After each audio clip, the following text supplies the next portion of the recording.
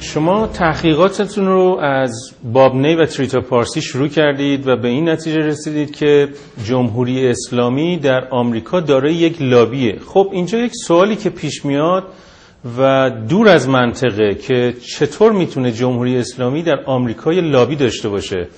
دو کشوری که این همه با هم تخاصم دارن و حتی جورج بوش رژیم جمهوری اسلامی رو در محور شرارت قرار داده بود. یعنی این واقعا دور از منطق نیستش که دست رژیم اینقدر باز باشه در آمریکا؟ تعجب برانگیزه. اما باید ما ببینیم متحدان حکومت ایران در آمریکا چه کسانی هستند. به طور کلی طی 30 سال گذشته رفتار جمهوری اسلامی، سیاست‌هاش در بسیاری از موارد منافع ایالات متحده رو به خطر انداخته، تهدید کرده. عده‌ای هستن در واشنگتن که سیاست غالبه. اینها میگن به نوعی باید جمهوری اسلامی رو تحریم کرد، مجازات کرد، از خیلی چیزا باید محروم کرد. تحریم هایی هم بوده علیه جمهوری اسلامی. خب این تحریم ها منافع خیلی ها رو در آمریکا به خطر میندازه، با منافع اونها جور در نمیاد. اونها میخوان این تحریم ها روی جمهوری اسلامی برداشته بشه. اتفاقا جمهوری اسلامی هم همین میخواد.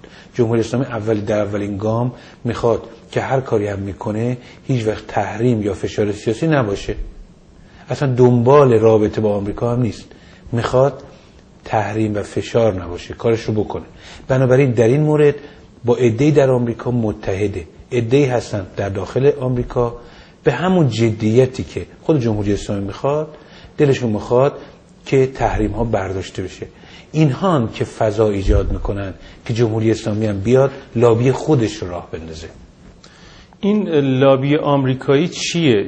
چه منافعی داره و چطوری فعالیت میکنه و اینو صاحبان چه منافعی هستن در آمریکا؟ لابی آمریکایی، اون رو که به عنوان لابی آمریکایی من میگم، یعنی محافل یا منافعی که دنبال اینن که همیشه با جمهوری اسلامی دوست باشن، همیشه خب توی طی این 30 سال بوده. اما به صورت خیلی جدی که شکل گرفت، تبدیل به یک لابی قدرتمند شد، در سال 1997 بود، موقعی که محمد خاتمی رئیس جمهور شد. در اون موقع یک لابی رسمی و قوی از مجموع این کمپانی هایی که منافع داشتن در بازار ایران تشکیل شد. هدف کلیشون هم این بود که تحریم ها برداشته بشه. در رأس این لابی هم کمپانی های نفتی قرار داشتن. خب یکی از مسائلشون این بود که اینها بازار جمهوری اسلامی رو از دست داده بودن. رقبای اروپایی اینها می اومدن قراردادهای نفتی رو می‌بستن.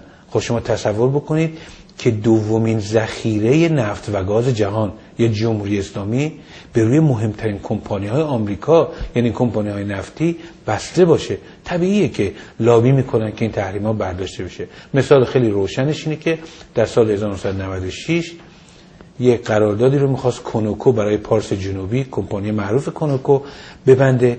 همه کاراش هم آماده کردن ولی تحریم‌های آمریکا اجازه نداد. شرکت توتال فرانسوی اومد عین همون قرارداد رو بست و این خیلی برای کمپانی‌های نفتی آمریکا همیشه مسئله ساز بوده. کمپانی‌های دیگه هم بودن، کاترپیلار بوده، زیراکس بوده، پپسی کولا بوده. تمام کمپانی‌ها میخوان وارد بازار ایران بشه. آیا هدف این کمپانی‌ها فقط باز کردن بازار ایران به روی خودشونه یا مقاصد دیگه‌ای هم دنبال میکنن؟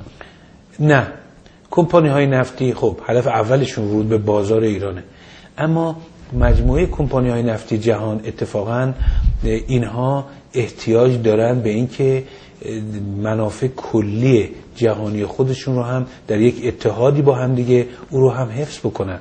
وقتی که شما تحریم‌های دراز مدت به جمهوری اسلامی اعمال بکنید که کلاً این همه ذخایر نفت و گاز از بازار خارج بشه، به ضرر همه کمپانی‌های نفتیه.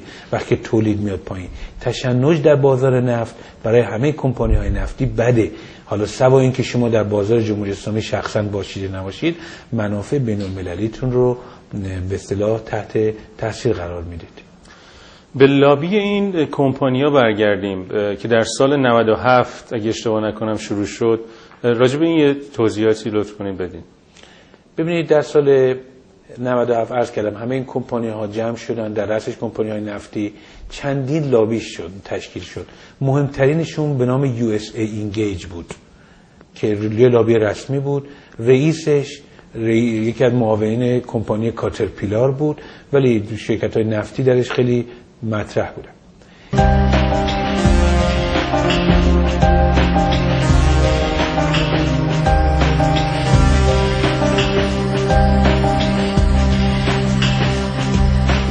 اینا برای اینکه لابی خودشون رو به جلو ببرن احتیاج داشتن که یه سری گروه ایرانی هم بیان، یعنی ایرانی هم بیان مثلا بگن که بله ما هم خواهانی هستیم که تحریما رو بردارید، با جمهوری اسلامی دوست باشید، فقط از زبان کمپانی های بزرگ گفته نشه، یه شکل انسانی و ایرانی هم بهش بگیره.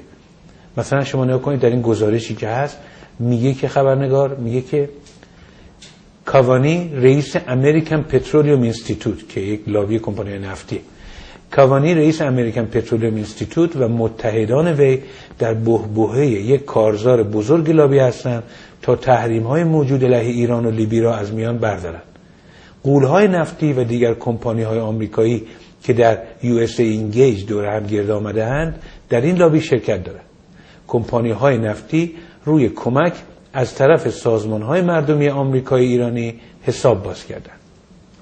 یا مثلا توی سند دیگه، گزارش دیگه که هست می‌بینیم که گری مورفین مسئول امور دولتی در کمپانی نفتی کنوکو که در شورای امیراحمدی هم ایشون بوده، کمپانی کنوکو میگوید که اتحاد این کمپانی با ایرانیان آمریکایی بخشی از استراتژی کلی کنوکو برای مبارزه با تحریم‌ها علیه ایران است.